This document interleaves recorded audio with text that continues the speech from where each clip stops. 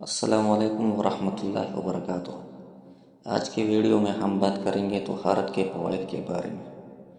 اگر آپ بھی اسلام سے ریلیٹڈ معلومات حاصل کرنا چاہتے ہیں اور طہارت کے فوائد کو جاننا چاہتے ہیں تو ویڈیو کو آخر تک دیکھیں اور چینل کو سبسکرائب کریں۔ طہارت میں بے شمار فوائد ہیں، جن میں چند یہ ہیں۔ طہارت ایک فطری چیز ہے کیونکہ وہ ترقی یافتہ شہری تمدن و تہذیب کا ایک اہم مسئلہ ہے۔ طہارت فرشتوں کے قریب کرنے والی اور شیاطین سے دور کرنے والی ایک صفت ہے، اور انسان کی معراج کا کمال یہ ہے کہ وہ فرشتوں میں شامل ہو جائے اور شیاطین سے دور ہو جائے۔ اس کی وجہ یہ ہے کہ فرشتے پاک مخلوق ہیں، وہ پاکی کا اہتمام کرنے والوں کو پسند کرتے ہیں، ناپاک رہنے والوں کو پسند نہیں کرتے، اور شیاطین پاک نہیں ہے اس لیے وہ ناپاک رہنے والوں کو پسند کرتا ہے۔ طہارت قبر کے عذاب کو ہٹاتی ہے اور ناپاکی قبر کے عذاب میں گرفتار کرتی ہے۔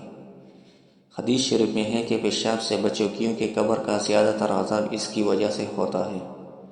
طہارت کے اہتمام کی وجہ سے بندہ اللہ تعالیٰ کا محبوب بن جاتا ہے اور اسے اللہ تعالیٰ کا قرب حاصل ہو جاتا ہے۔